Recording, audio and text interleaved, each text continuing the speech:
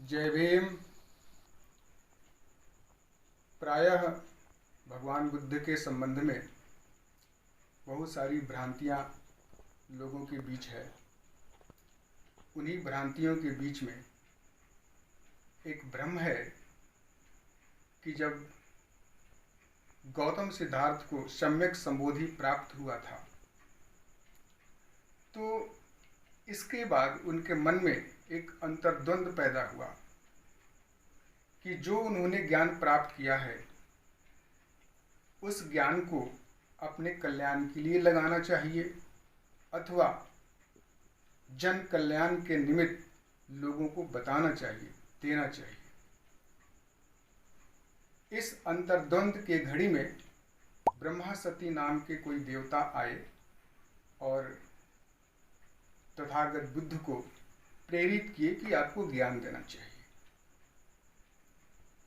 तो मैं यहाँ पर स्पष्ट करना चाहता हूँ कि यह बात सत्य है कि तथागत बुद्ध को मन में ऐसा भाव आया था, ऐसा संकल्प उठा था कि मैंने जो ज्ञान प्राप्त किया है वह ज्ञान बहुत ही गंभीर है, बहुत ही गूढ़ है।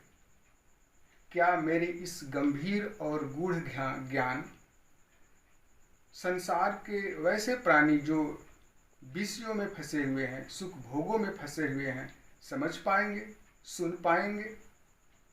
इस तरह के बातें उनके मन में उथल पुथल मचा रही थी। क्या इस ज्ञान का उपयोग मैं निजी हित के लिए करूं, अपने कल्याण के लिए लगाऊं, कि संसार के कल्याण के लिए मैं लोगों को बतलाऊं? ऐसा अंतर्द्वंद उनके मन में चल रहा था।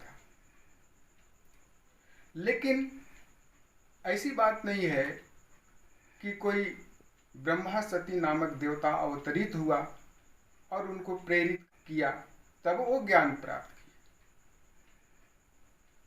बुद्ध के मन में जो अंतर्द्वंद था वो चल ही रहा था कि अगले क्षण उनके मन में एक भाव जगा और वह भाव था लोक कल्याण की भावना, क्योंकि उनके प्रवर्जा का कारण ही था संसार को दुख से विमुक्त करना। तो दुख से विमुक्त कैसे होगे? जब संसार दुख के कारणों को जानेगा तब तो। इसलिए उथल पुथल के दौरान, अंतर्द्वंद के दौरान भगवान बुद्ध के मन में एक दूसरा विचार उत्पन्न हुआ। उस विचार को कहते हैं ब्रह्म विहार। पाली त्रिपिटक ग्रंथों में ब्रह्म विहार का मतलब होता है उत्तम विचार। उत्तम विचार। ये उत्तम विचार क्या था? तो उस समय बुद्ध के मन में चार बातें उत्पन्न हुई। वो चार बातें कौन कौन थे? पहला, मैत्री। संसार के लोगों के प्रति उनके मन में मैत्री भावना उत्पन्न हुआ। मैत्री भावना का मतलब होता है असीम प्रेम, निस्वार्थ प्रेम। जब प्रेम निस्वार्थ और असीम की पराकाष्ठा पर पहुंचता है तो उसको मैत्री कहते हैं। जिस प्रकार एक माँ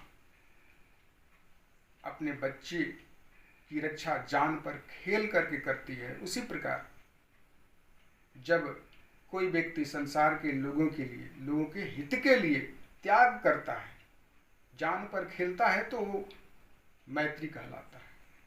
तो भगवान बुद्ध के मन में भी लोगों के प्रति मैत्री भावना उत्पन्न हुआ। दूसरी बात, करुणा। असीम दया भाव को करुणा बोलते हैं। लोगों के प्रति दया भाव। लोग दुख में पड़े हैं, दुख में तड़प रहे हैं, नाना प्रकार की समस्याओं से ग्रस्त हैं, लेकिन समस्याओं का कारण क्या है, इसका निवारण कैसे होगा, मार्ग क्या होगा, उन्हें पता नहीं। इसलिए बुद्ध के मन में असीम दया का भाव पैदा हुआ। मैत्री और करुणा के साथ साथ लोक कल्याण के लिए संघर्ष करने हेतु उनके मन में आनंद का भाव उत्पन्न हुआ, मुदिता का भाव उत्पन्न हुआ। समाज सेवा दबाव में नहीं करनी होती है, समाज सेवा मजबूरी में करनी नहीं होती है। समाज सेवा तब होती है जब व्यक्ति के अंदर में समाज सेवा करते हुए आनंद का भाव उत्पन्न होता है। तो बुद्ध के मन में मुदिता का भाव उत्पन्न हुआ। और चौथी जो बात हुआ वो ये हुआ कि जब भी आप कोई नया काम करेंगे, परंपरा के प्रतिकूल काम करेंगे, जो वर्षों से स्थापित परंपरा है उसके विरुद्ध काम करेंगे, तो आपके विरुद्ध हजारों लोग हो जाएंगे, आपकी आलोचना होगी, आपके प्रति लोग हिंसक होंगे। लेकिन आपका मार्ग सही है, आपने उस काम को, जिस काम को करने के लिए ठान लिया है, सोच समझकर, शोध परख करके, और वो सही है, तो आप आगे बढ़ जाते हैं। उन आलोचनाओं की उपेक्षा करते हैं, उन बुराइयों को आप नज़रअंदाज करते हैं, इग्नोर करते हैं, इसको उपेक्षा करते हैं। तो इस प्रकार बुद्ध के मन में 4 भाव उत्पन्न हुए, मैत्री, करुणा, मुदिता और उपेक्षा। इन्हीं चारों विचारों को ब्रह्म विहार कहते हैं। तो ये विचार थे जो बुद्ध के मन में उत्पन्न हुए थे, न कि कोई ब्रह्मा सती नाम करके देवता उत्पन्न हुआ था। तो इसलिए इस बात को मैंने आपके सामने रखा कि बुद्ध चमत्कार के विरुद्ध थे, बुद्ध बुद्धिवादी थे, दुनिया के सबसे बड़े बुद्धिवादी थे। अगर बुद्धिवादी का इतिहास लिखा जाएगा तो बुद्ध का नाम प्रथम होगा। उनके उपदेशों में अंधविश्वास, चमत्कार नाम की कोई चीज़ नहीं है।